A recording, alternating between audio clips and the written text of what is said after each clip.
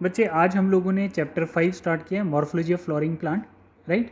तो एनाटॉमी और मॉर्फोलॉजी बिल्कुल डिफरेंशिएट किया हुआ है एनसीईआरटी ने।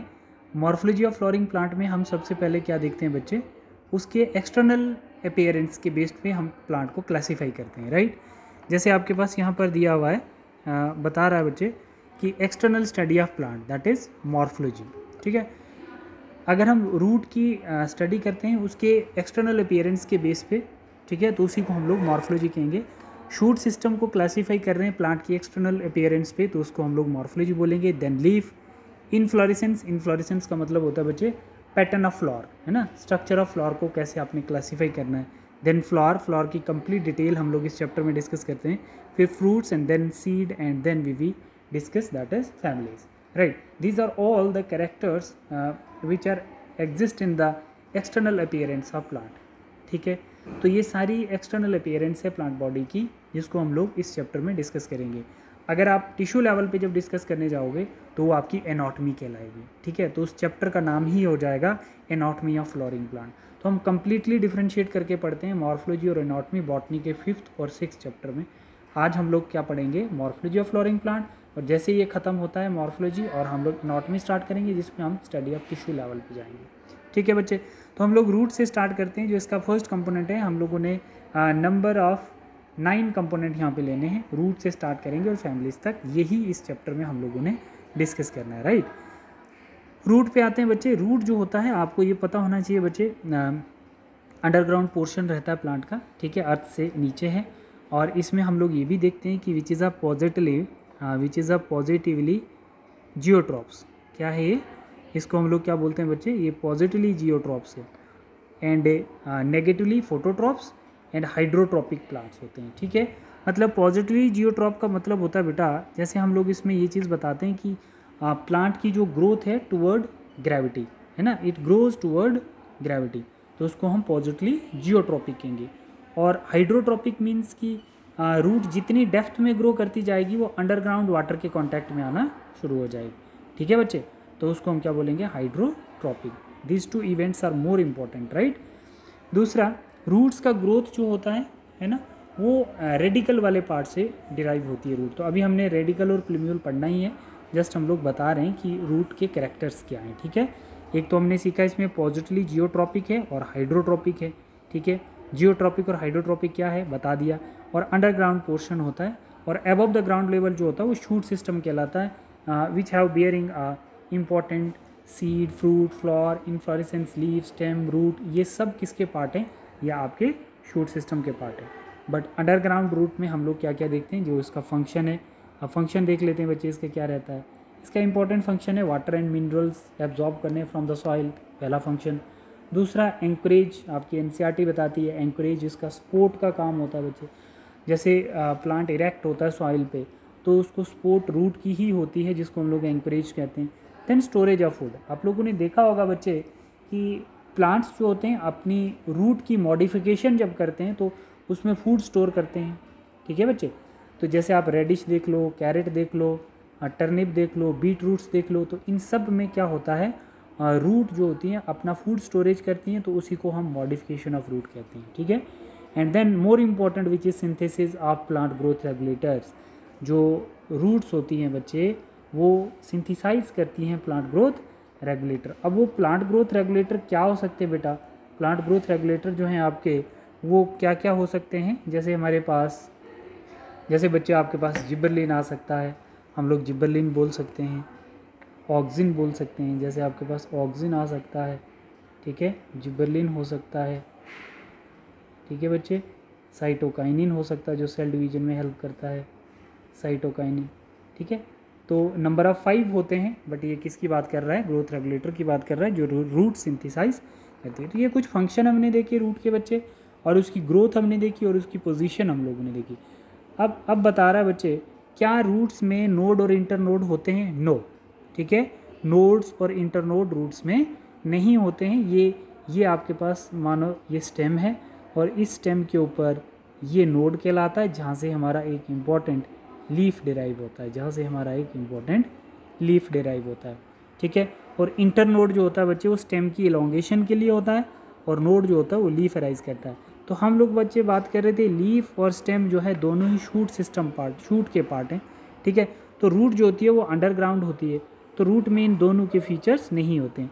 तो हम बोल सकते हैं बच्चे node and internode are present in shoot of plants. किस पे प्रेजेंट होंगे? Shoot of plant. तो एक इम्पॉर्टेंट हमने टॉपिक डिस्कस किया था जिसको हम बोलते हैं रीजन ऑफ रूट्स। तो आपकी एनसीईआरटी का पहला ही पेज है बच्चे, रीजन ऑफ रूट्स। हम यंग प्राइमरी रूट्स ले लेते हैं जो हमारी एनसीईआरटी में है। जैसे बेटा हमारे पास एक ग्राउंड वाला पार्ट होता है, ठीक है, और देखो, और ये जो ग्रोथ है, ये रूट की ग्रोथ ऐसे हो रही है ना, अंडरग्राउंड। तो हम बता रहे हैं कि जो ये रीजन है रूट के, ये कितने बच्चे? 4 रीजन है। पहला हमारे पास आता है रूट कैप आता है, सेकंड हमारा मेरिस्मेटिक जोन आता है, then zone of elongation and then maturation zone, ठीक है बच्चे। तो सबसे पहले आप लोग देखेंगे कि जो फर्स्ट जोन है हमारा, जिसको हम रूट कैप बोलते हैं, तो रूट कैप को हमारी एनसीईआरटी कहती है thimble like structure. Thimble like structure मतलब जो मेरिस्मेटिक जोन होता है, इसमें मेरिस्मेटिक सेल जो होते हैं वो रैपिडली डिवाइड करते हैं। क्या करते हैं बच्चे? रैपिडली डिवाइड करेंगे, फास्ट डिवीजन होता है यहाँ पर, और जैसे जैसे वो सेल डिवाइड करेंगे वैसे ही ग्रोथ स्टार्ट हो जाती है रूट की। समझ में आए बच्चे? तो जैसे ही मेरिस्मेटिक जोन में सेल डिवीजन शो होगी, रैपिड सेल डिवीजन शो होगी, तो वैसे ही रूट की ग्रोथ स्टार्ट होना शुरू हो जाएगी, ठीक है बच्चे। तो अब इसमें क्या होता है कि ये जो रूट कैप होती है तो डेलिकेट सेल को रैप्चर होने से प्रोटेक्ट करती है, तो एक किस्म की कैपिंग होती है इसके बाहर, ठीक है बच्चे, ठीक है। तो मेरिस्मेटिक जोन में सेल क्या होते हैं? डिवाइड होते हैं, और वहीं से रूट अपना ग्रोथ स्टार्ट करता है। डन। फिर उसके बाद आता है हमारे पास zone of elongation. Zone of elongation में जो हमारे सेल थे, है ना, जो हमारे सेल्स ग्रोथ शो करते थे, है ना, अपने अंदर वैक्यूल डेवलप करके, तो मतलब कंप्लीट जो रूट की इनलार्जमेंट होती है वो कहाँ पर होती है? जोन ऑफ इलोंगेशन में, ठीक है बच्चे। जोन ऑफ इलोंगेशन में जो रूट अपना सेल डिवाइड करती है रैपिडली, और फिर उसके बाद ग्रोथ भी शो करती है। डन। अब आता आपका मैचुरेशन जोन। देखिए बच्चे, मैचुरेशन जोन जो होता है इसमें रूट हेयर प्रेजेंट होती है, मल्टी सेलुलर रूट हेयर्स होती है, ठीक है, और इनका काम होता है वाटर एब्जॉर्ब करना from the soil, water, minerals and important ion absorb from the soil. तो ये हमारी क्या आ जाएगी? मैचुरेशन जोन आ गई।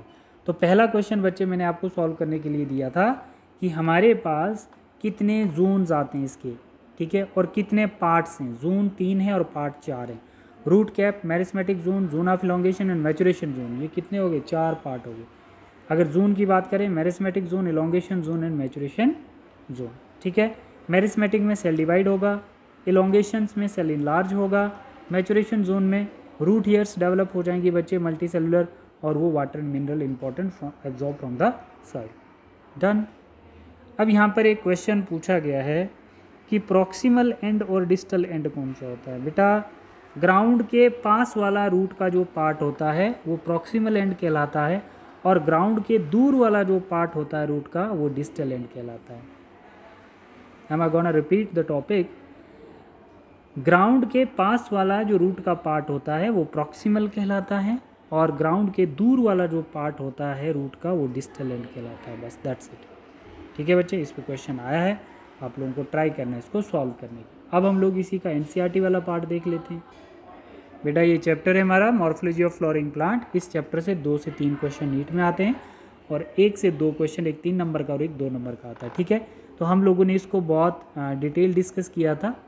ये वाला जो हमारा पार्ट है, ये डायग्राम हम लोगों ने डिस्कस की थी यहाँ पर। Region of meristematic activity, region of elongation, region of maturation, ये रूट हेयर्स और ये रूट कैप, हमने इसको बहुत अच्छे से डिस्कस किया है बच्चे, ठीक है।